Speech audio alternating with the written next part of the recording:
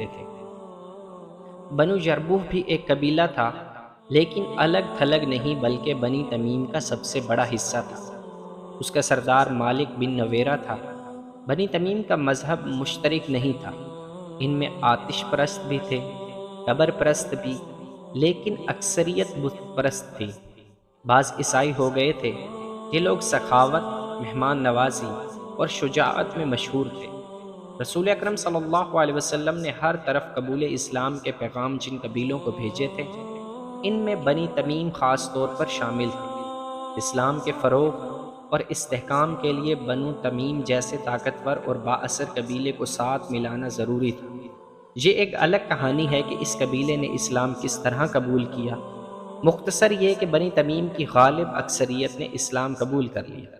مالک بن نویرہ منفرد شخصیت اور حیثیت کا حامل تھا۔ وہ آسانی سے اپنے